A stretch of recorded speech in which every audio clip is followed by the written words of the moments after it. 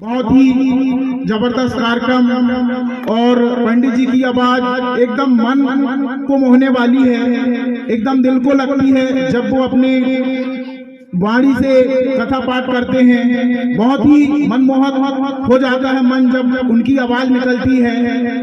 और पंडित जी ने हमारी पर्यावरण समिति को भी बहुत सहयोग किया इस पाठ में। और मैं सभी लोगों को यहाँ पर बैठे हुए सभी धर्म प्रेमियों को बोलना चाहता हूँ कि आज हम हमारे जीवन पे, मानव जीवन पे इस पृथ्वी पर आए हुए हैं तो कहीं ना कहीं हमारा प्रकृति पर एक कर्ज बना हुआ है। तो वो कर्ज ये है, हम पृथ्वी से सब कुछ लेते हैं।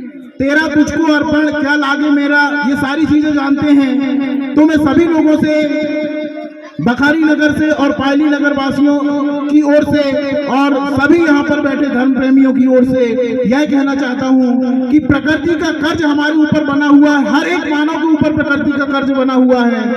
हम यहाँ पर प्रकृति से लेते हैं लेकिन देते कुछ नहीं है। तो अगर मानव जीवन पर आप आए हैं तो कम से कम मानव जीवन पर सभी प्रण लें कि एक पौधा रोपण करके उसका पालन पोषण अवश्य करें, जिससे कि कम से कम हम ज्यादा धन नहीं जोड़ पाए, ज्यादा बड़ा महल नहीं बना पाए, ऊपर जाके एक आत्मा को शांति मिलेगी कि नहीं, मैंने आजीवन कार्य करने वाला ऐसा काम करके आया हूँ जो मैं हमेशा यादगार रहेगा।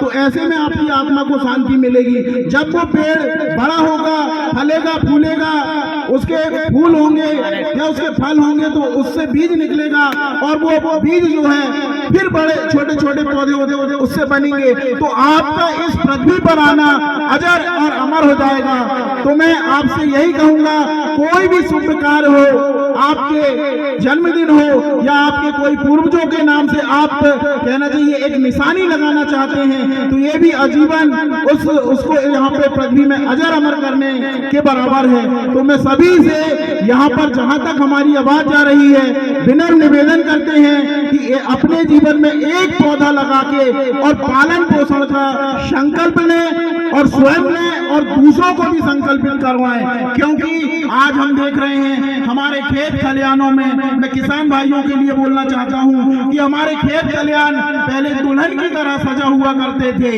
एकदम खिलते हुए नजर आते थे। जब हम खेतों में जाते थे पल भर के लिए जाते थे लेकिन पूरा दिन वहां पर व्यतीत हो जाता था। लेकिन आज जब हम खेत जाते हैं तो ऐसा लगता है कि हम घर चले जाएं, हमारा मोबाइल याद आ रहा, हमारी टीवी याद आ रही। क्यों? क्योंकि वहां पर मन को मोहने वाली कोई ऐसी विषय वस्तु अब हमने रहने नहीं दिए जिससे कि हमारा वहां पे मन लगे। तो मैं सभी किसानों को, भाइयों को कहना चाहता हूं, जैसे हमारे पूर्वजों ने हमारे खेतों को छोड़ के गए थे हमारे लिए, वैसे ही हमको बनाना है। हमारी खिलती हुई मेड़ बनाना है, हमको हमारी मेड़ों पर बगीचा बनाना है, हमारे खेतों पर बगीचा बनाना है। यह संकल्प हमने बखारी से उठाया है और 26 जनवरी से एक नए मिशन के रूप में हमने लक्ष्य एक बनाया है, एक अभियान बनाया है कि हमको 5 करोड़ इस पृथ्वी पर सुरक्षित रूप से वृक्षारोपण करवाना है और 50,000 किसानों को बगीचा लगवाने का काम करना है। ये शुभकार इस पावन धरती से गुरु जी के माध्यम से हम शपथ लेते हैं कि ये कार्यक्रम हमारा सफल हो, आशीर्वाद लेते हैं और आप सभी के सहयोग से ये कार्यक्रम सफल होगा। हमारे अकेले काम करने से नहीं होगा। आप जहां भी जाएं इस संदेश को प्रण लें कि हमें एक पौधारोपण, चाहे किसी की शादी हो, विवाह हो, किसी का कार्यक्रम हो, एक निशानी के रूप में आपको लगवाना है और यही काम हमको जन जन तक फैलाना है। बस इतना कहकर मैं अपनी वाणी को प्रणाम करता हूँ, गुरु जी को सादर नमन करता हूँ कि उन्होंने मुझे बोलने का मौका दिया और बहुत बहुत धन्यवाद आप सभी का। जय हिंद, जय भारत, वंदे मातरम।